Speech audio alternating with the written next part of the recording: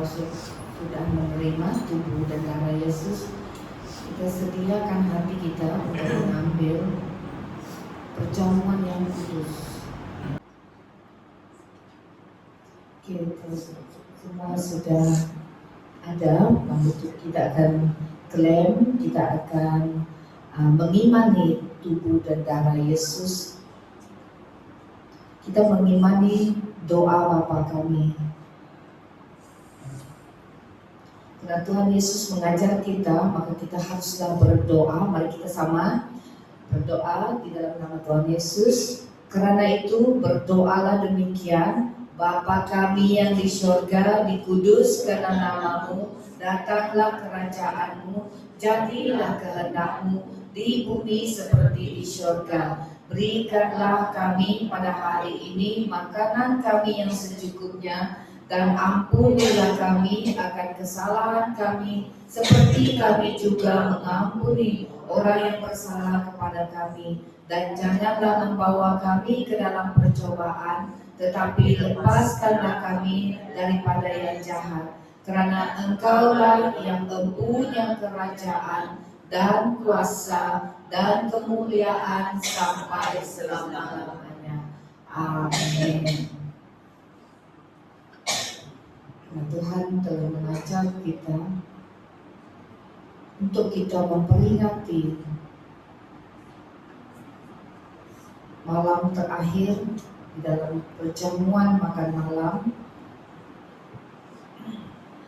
dan ketika kita sama-sama mengangkat tubuh Yesus, dan ketika mereka sedang makan, Yesus mengambil roti, mengucap berkat, memecah-mecahkannya, lalu memberikannya kepada murid-muridnya dan berkata, ambillah, makanlah, inilah tubuhku. Mari kita makan di dalam nama Yesus.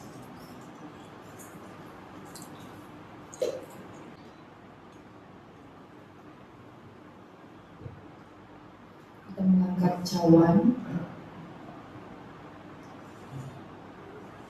Sesudah itu ia mengambil cawan, mengucap syukur, lalu memberikannya kepada mereka dan berkata, minumlah kamu semua dari cawan ini, sebab inilah darahku, darah perjanjian yang ditumpahkan bagi banyak orang untuk pengampunan dosa. Mari kita minum di dalam nama Tuhan Yesus.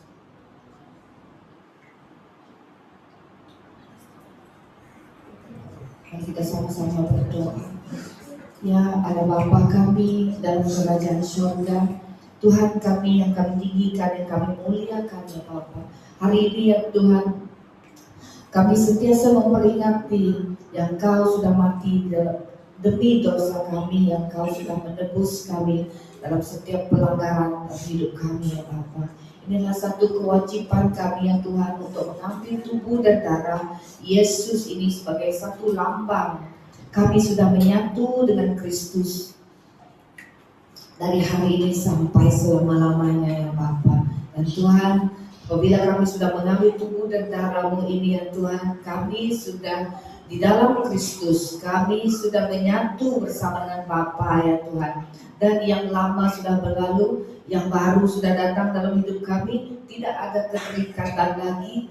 Tuhan sudah membebaskan kami, dan roh kami sudah dimerdekakan di dalam nama Tuhan Yesus. Dan juga Bapa, kami apabila kami mengambil tubuh dan darah-Mu ini Tuhan, Kau sudah memberi kami urapan yang baru, urapan kekuatan yang baru ya Bapa, untuk kami melakukan baik pun tugasan, baik pun rencana Tuhan di dalam hidup kami tetap terjadi, dan tetap Tuhan menyertai kami ya Tuhan sampai akhir hidup kami ya Bapa. Kami naikkan syukur, kami naikkan sembah kami ya Tuhan. Sebentar nanti Bapa, Engkau terus ambil alih di tempat ini ya Bapa. Terima kasih Tuhan Yesus, haleluya. Di dalam nama Tuhan Yesus kami telah berdoa. Amin. Oke, shalom. Puji Tuhan, ini adalah minggu pertama November, bulan yang baru. Kita baru saja sudah meninggalkan bulan yang lama, tetapi walaupun bulan yang lama itu mempunyai banyak kenangan yang manis, banyak kenangan yang sentiasa diingat-ingati kita. Tetapi bulan November ini akan menjanjikan bulan kemenangan bagi kita. Maka kita teruslah bersama Tuhan supaya kita sentiasa menerima janji-janji Tuhan. Ya, puji Tuhan.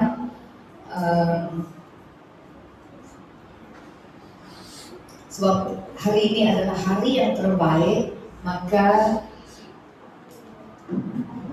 saya sentiasa mendoakan jemaat-jemaat anak-anak Tuhan di tempat ini, biar semua rencana Tuhan tetap digenapi di dalam hidup kita. Ini sangat penting apabila kita menjadi pengikut Kristus ini adalah mempunyai kebijaksanaan yang luar biasa. Sangat penting apabila kita memilih Kristus ini, sebab bijaksana itu adalah datangnya dari Tuhan. Datangnya dari Tuhan itu sendiri. Oke, hari ini saya akan berbicara tentang kebijaksanaan yang dari Tuhan.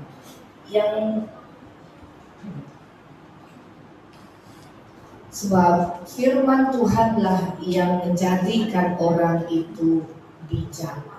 Okay? Firman Tuhan itulah yang membuatkan manusia ini menjadi orang yang bijaksana. Okay. Kita di sini tema saya menjadi orang yang bijak di dalam Tuhan. Okay. Siapakah yang membuat orang bijaksana? Tuhan. Oke, Tuhan yang membuatkan orang itu akan menjadi bijak. Kita melihat di dalam, sebab ini bukan kata-kata daripada saya, tapi ini firman Tuhan mengatakan. Kita melihat di dalam ayat 38, ayat yang ke-36.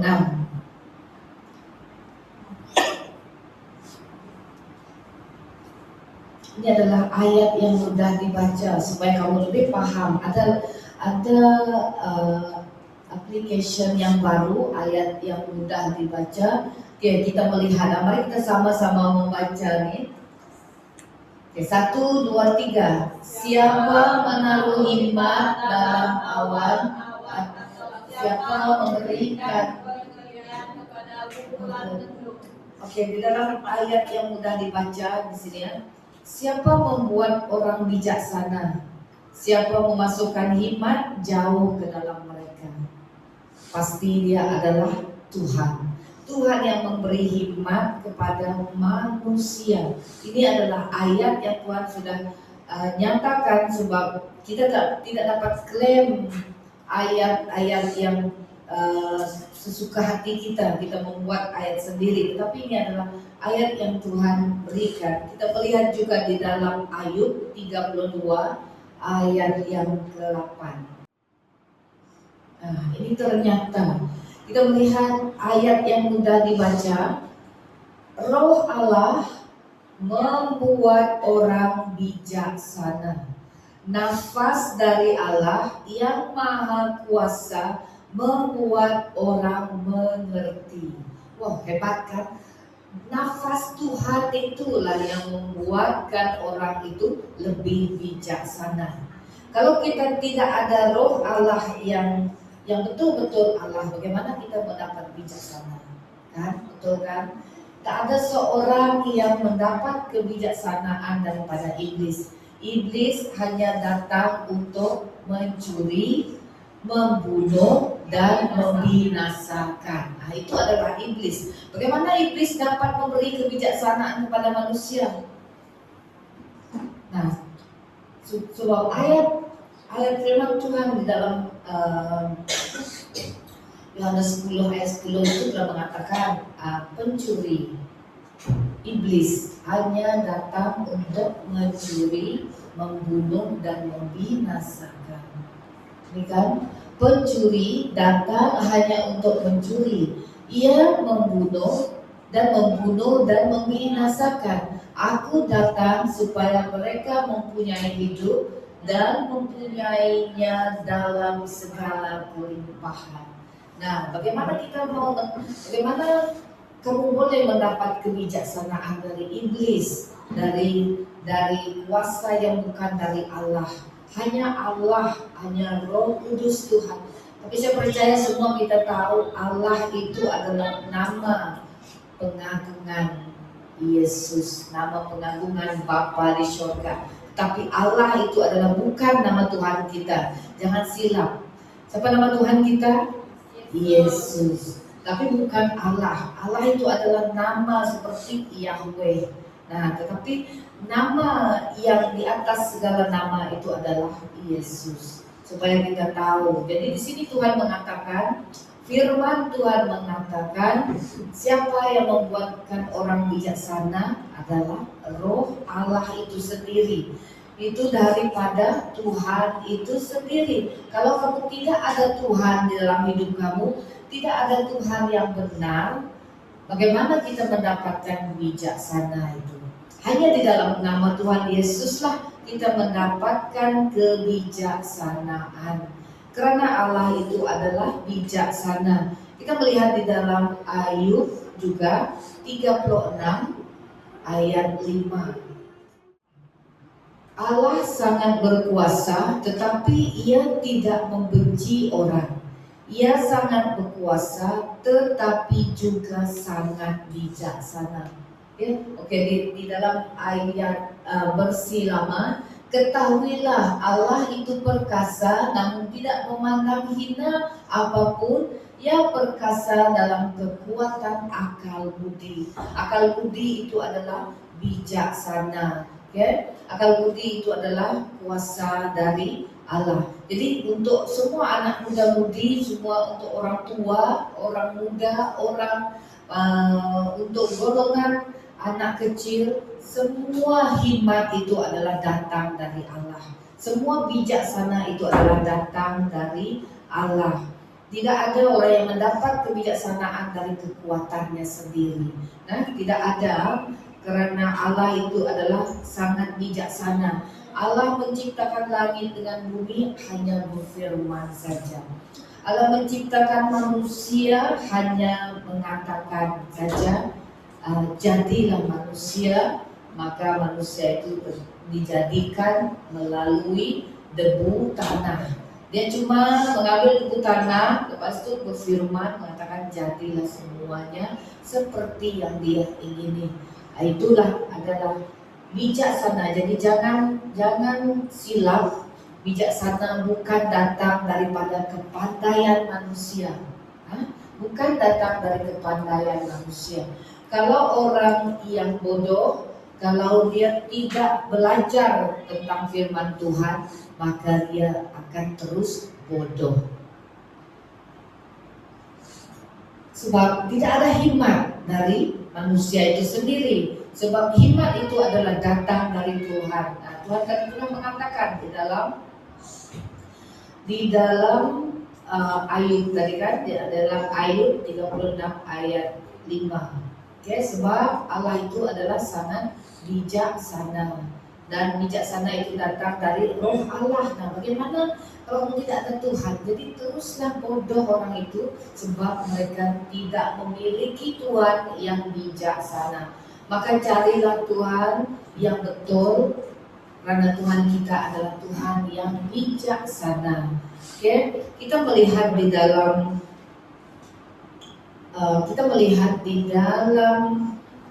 Amsal 9 ayat 12. Oke, di sini kan. Nah, ini ternyata bukan firman yang saya ada-adakan, tetapi Tuhan yang mengatakan di dalam Amsal 9 ayat yang ke-12. Oke, mari kita baca. Jika engkau bijak, kebijaksanaanmu itu bagimu sendiri. Jikalau engkau bercemooh, engkau sendirilah orang yang akan menanggungnya. Oke, amin. Oke, itu adalah ayat penerjemahan baru. Sini saya membaca di dalam ayat mudah dibaca, mudah dipahami. Jika kamu menjadi bijaksana, itu adalah untuk kebaikanmu sendiri. Jika kamu tidak sopan dan tidak hormat, kamulah satu-satunya yang akan menderita. Kalau kamu tidak bijaksana, kamulah orang yang menderita. Kenapa? Sebab kamu tidak dapat memikirkan sesuatu yang dari Tuhan. Sebab kamu tidak mencari Tuhan untuk berdoa kepada Tuhan. Karena di sini kan Tuhan mengatakan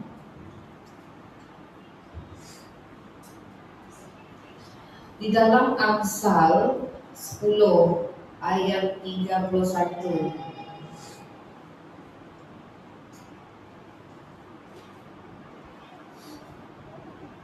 Kita melihat di dalam Amsal 10 dulu.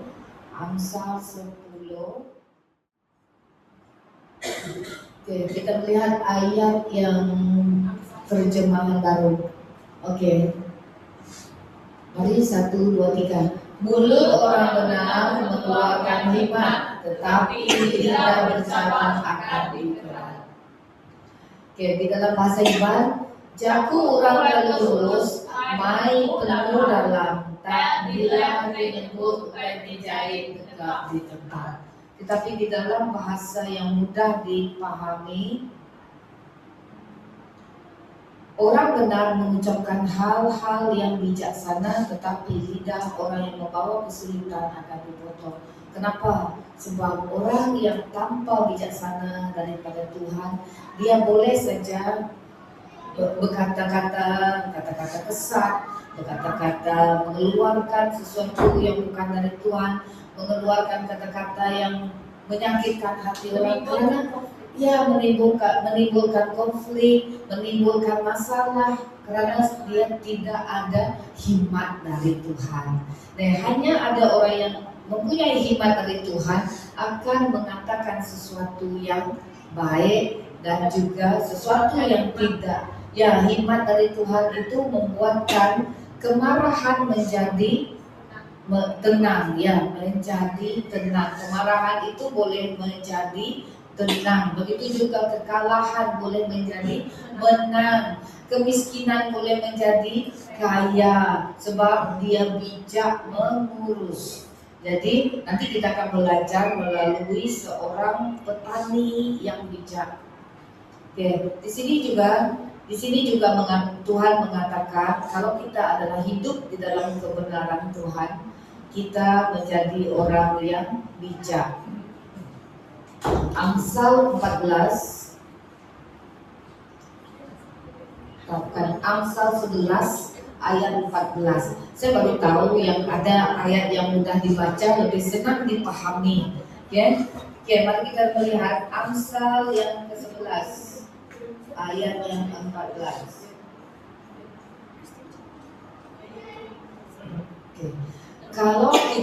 Kalau orang yang tidak bijak menjadi seorang pemimpin di dalam, baik pun di satu organisasi, baik pun dalam keluarga, baik pun pemimpin di dalam gereja, dia tidak dapat melakukan semuanya dengan berjalan lancar kalau tidak bijak datang dari Tuhan. Tetapi sebab ayat ini mengatakan, kita lihat Amsal 11 ayat 14.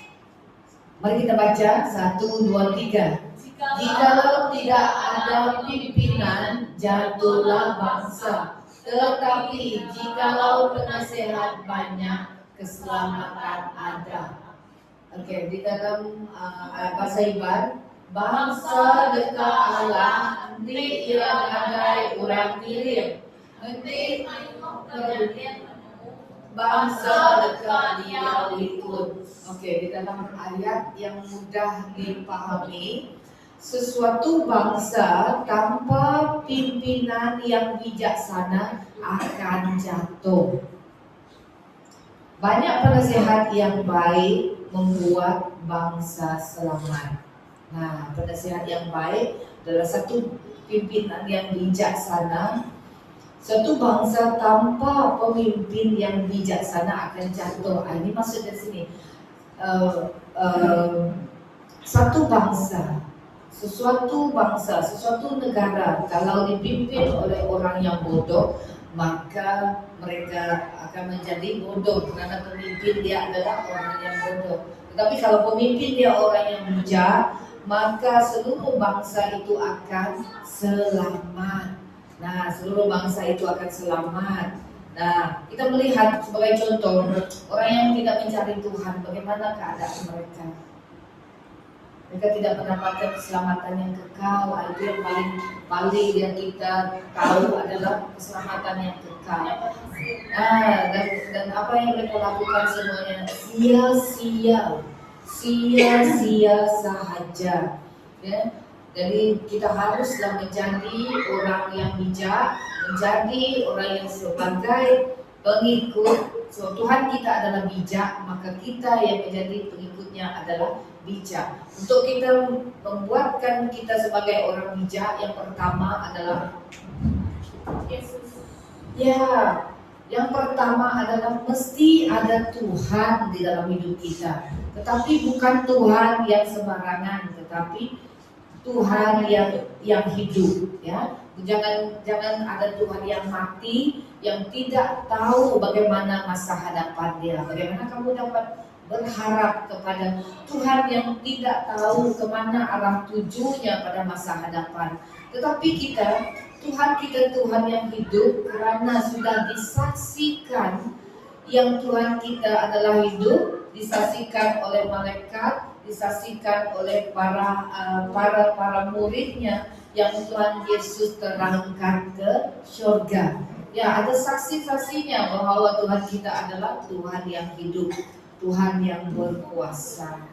Oke, kita melihat di dalam kita belajar melalui firman Tuhan ini di dalam Pengkhotbah. Kita melihat di dalam Pengkhotbah 1. Pengkhotbah 9 ayat 1. Pengkhotbah, kalau kita baca dari ayat 1 hingga ayat yang ke 18. Tetapi di sini kita tahu ceritanya, ini adalah berkaitan dengan seorang petani yang miskin, tetapi dia adalah bijaksana. Pernah baca Pengkhotbah? Ada yang sudah baca? Belum baca. Pasti kita baca, pasti mau baca bagaimana seorang petani ini, dia adalah boleh menyelamatkan kota mereka daripada serangan. Oke, kita mulai dari ayat yang ke-13. Kekuatan dari hikmat. Aku juga melihat orang melakukan hal yang bijaksana dalam hidup ini, dan itu tampaklah sangat penting bagiku. Ada satu kota kecil dengan beberapa orang di dalamnya. Raja yang besar memerangi kota itu dan menaruh tenteranya di sekelilingnya. Ada seorang yang bijak di kota itu. Ia miskin, tetapi ia memakai hikmatnya untuk menyelamatkan kota itu. Setelah semua ayatnya, tetapi Ada orang yang mengingat orang yang miskin itu. Namun aku tetap mengatakan bahwa hikmat lebih baik daripada kekuatan. Mereka melupakan hikmat orang miskin dan tidak mau mendengar perkataannya, tetapi aku yakin bahwa hikmatlah yang bijak, yang terbaik. Perkataan orang bijak pada tempat yang sunyi terdengar lebih baik dari teriakan seorang pemimpin di tengah-tengah orang bodoh. Hikmat lebih baik daripada pedang dan tombak dalam perang, tetapi satu orang bodoh dapat membinasakan banyak yang baik. Nah, di sini seorang petani itu adalah di tengah-tengah kota itu, seorang petani yang miskin. Mereka tidak mempedulikan sebab dia adalah miskin. Tetapi tanpa dia yang memberi cadangan, jadi kota itu akan mendapat kekalahan kan di dalam peperangan. Tetapi di sini kita melihat, kita belajar, walaupun petani itu adalah orang yang tidak dihormati, tetapi dia mempunyai kebijaksanaan dari Tuhan. Okay? Kebijaksanaan ini sangat penting karena di sini dikatakan iman lebih baik daripada pedang dan tombak dalam perang, tetapi satu orang bodoh dapat membinasakan banyak orang yang baik. Nah, kalau satu orang bodoh yang membuat keputusan tanpa memikirkannya dan tanpa bertanya kepada Tuhan, maka dia akan membinasakan semua orang baik juga, kan? Tetapi apabila orang itu bijak bertanya kepada Tuhan, bijak untuk meneliti dan membuat keputusan, maka orang baik pun akan diselamatkan, kan? Nanti kamu boleh baca dari ayat yang pertama, supaya kita tahu bagaimana kebijaksanaan ini boleh menguasai satu kota, boleh menguasai satu bangsa. Karena kalau orang itu tidak bijak, maka dia akan membuat keputusan dengan sia-sia. Nah, tetapi bila orang bijak ini, dia akan teruslah membuat keputusan dengan tepat. Karena orang bijak adalah hikmat dari Tuhan. Orang bijak itu adalah mempunyai hikmat daripada Tuhan. Oke, kita melihat di dalam di sini Amsal 13 ayat 14, kita melihat bagaimana di dalam ayat yang terjemahan baru. Mari kita sama baca. Ajaran yang bijak adalah sumber kehidupan, sehingga orang terhindar dari jerat-jerat maut. Dalam bahasa Iban, jatuh ajar ariuran ke bepenemu, dalamnya pun menghidup. Jatuh ajarnya dekat dulu nuan, ngelari ke diri, lebuh nuan ditempuh utai kita ngandung nyawa. Nah, jatuh ajar. Ajaran orang yang bijaksana itu sangat penting, sangat berguna dalam kehidupan kita. Ajaran orang yang bijaksana adalah sumber hidup. Perkataannya menolong orang dari jerat maut. Okay? Orang yang sebab di dalam Amsal juga ada mengatakan orang yang tidak bijak, orang yang bodoh, bila dia melihat apa yang di hadapan dia yang mendatangkan kebinasaan, dia terus maju sebab dia tidak ada kebijaksanaan dari Tuhan. Tetapi orang yang bijak, bila dia melihat ada jerat di hadapan dia akan berbalik. Dia akan tidak melalui jalan tersebut. Iya, dia tahu yang mana satu yang salah dan mana satu yang betul. Karena hikmat dan bijaksana ini adalah hanya di dalam nama Tuhan Yesus. Oke, yang pertama, bagaimana kita akan mendapatkan kebijaksanaan ini? Yang pertama, melalui Yesus, membaca firman Tuhan. Karena firman Tuhan itu adalah satu pelita, satu kebijaksanaan, yang keselamatan, dan juga firman Tuhan itu adalah Tuhan itu sendiri.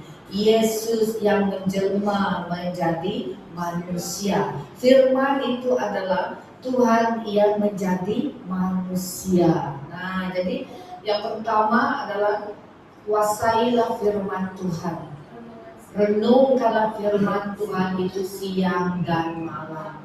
Nah, yang kedua, kita haruslah bertanya kepada Tuhan.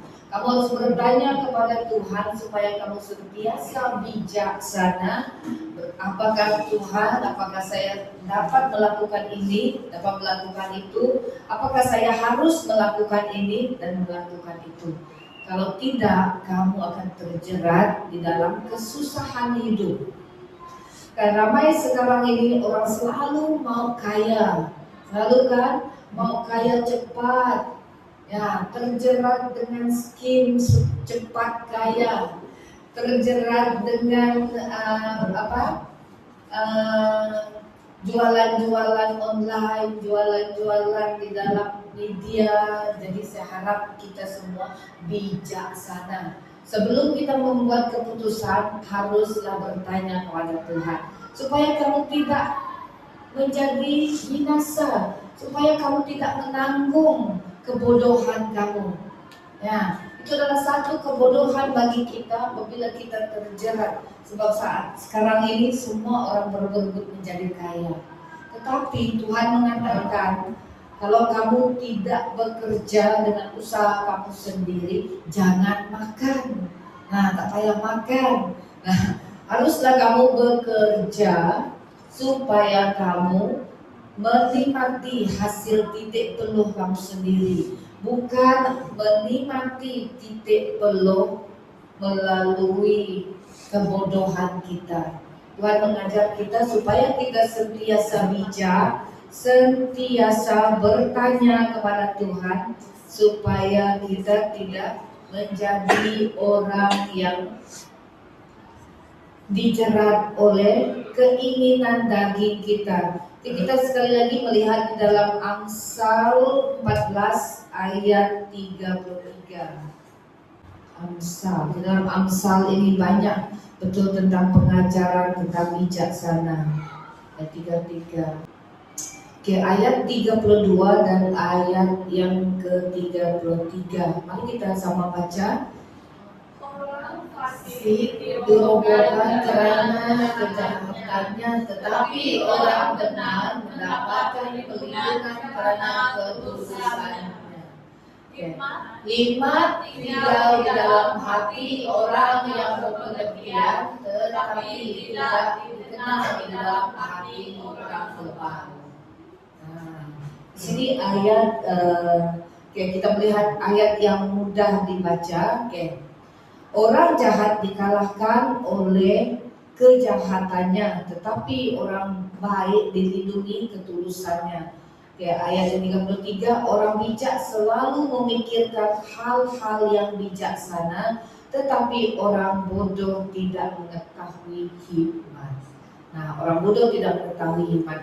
Maka mulai dari sekarang bertanyalah selalu kepada Tuhan. Apakah harus saya lakukan? Tuhan, Bapakku, Allahku, Yesusku, Engkau Tuhan yang mempunyai hikmat. Seperti Raja Salomo, sudah baca? Sudah baca Raja Salomo. Nah, Raja Salomo adalah seorang raja yang tidak di dalam doa dia tidak minta kekayaan, dia tidak minta kekuatan, tetapi apa satu yang dia minta adalah hikmat kebijaksanaan, tetapi untuk memimpin bangsa dia, bangsa Israel ini dengan jumlah yang cukup besar. Tetapi kau tahu kan, sampai sekarang tidak ada manusia di muka bumi ini yang mengalahkan kekayaan Raja Salomo. Sampai sekarang tidak ada seorang pun yang dapat mengalahkan kekayaan Raja Salomo. Ya, hanya Raja Salomo saja. Dari permulaan dulu sampai sekarang, Raja Salomo adalah orang yang kaya dan juga bijaksana, sehingga Raja Salomo dapat memimpin dan juga dapat membuat satu keadilan di dalam dia menjadi pengadil sebagai seorang pemimpin yang dipercayakan apabila ada dua orang ibu yang anak dia meninggal. Nah, semua tahu cerita itu kan? Ya, semua sudah tahu. Oke, saya harap jadi semua jemaat EGC Bintulu haruslah bijak membuat keputusan, haruslah bijak melakukan. Nah, jangan bodoh sombong dan jangan sombong rohani. Oke, satu adalah jangan sekali-kali kita sombong rohani. Walaupun kita belajar firman Tuhan, belajar sebagai hamba Tuhan, tapi kamu haruslah belajar daripada orang yang memimpin kamu adalah Tuhan. Tuhan itu adalah yang memimpin kita supaya kita menjadi orang yang bijak. Karena di dalam roh Tuhan itu ada kebijaksanaan. Di dalam nafas Allah itu adalah keluarnya roh yang bijaksana. Oke, sempena untuk menyambut hari belia dan juga hari kanak-kanak sedunia. Oke, hari belia adalah semalam ya. Oh, bulan 10. Hari belia adalah bulan 10. Jadi tidak lupa, saya bukan kebetulan saya memilih tema ini, tetapi ini adalah ditujukan saya kepada semua belia kita. Belia di sini adalah berumur 15 hingga 30 tahun. Okay. Untuk belia yang 15 hingga 30 tahun. Tetapi tahun sebelum ini belia dikira dari umur 15 tahun hingga umur 40. Masih masih belia, masih muda, masih belia, maka sesuailah dengan apa yang saya sampaikan hari ini supaya kamu terus menjadi belia yang bijak, kanak-kanak yang bijak, muda-mudi yang bijak, supaya kamu tidak terjerat dengan kebodohan yang ada di dunia ini, supaya kamu semakin hari semakin bijak di dalam menangani masa hadapan kita bersama dengan percobaan-percobaan ini. Sebab sekarang tahun 2025 tinggal beberapa minggu, berapa jam saja lagi kita mau masuk ke tahun 2026. Kita melihat zaman ini adalah zaman bukan saya paling cepat, tetapi zaman melangkah untuk tahun 2026, banyak percobaan, banyak godaan, banyak yang terjadi yang tidak kamu pernah pikirkan. Jadi sebelum kita masuk ke tahun 2026, haruslah bijak, haruslah mempunyai kebijaksanaan dari Tuhan. Oke, itu yang saya mau sampaikan supaya ini menjadi bekal di dalam hidup semua anak muda-mudi dan semua anak sekolah minggu kita dari umur 3 tahun sampai umur 30. Kamu adalah supaya kamu adalah menjadi pelapis pewaris yang bijaksana di muka bumi ini, supaya ini adalah menjadi bekal di dalam hidup kita, supaya kita tahu bagaimana mau melangkah di masa hadapan. Oke, Tuhan Yesus memberkati.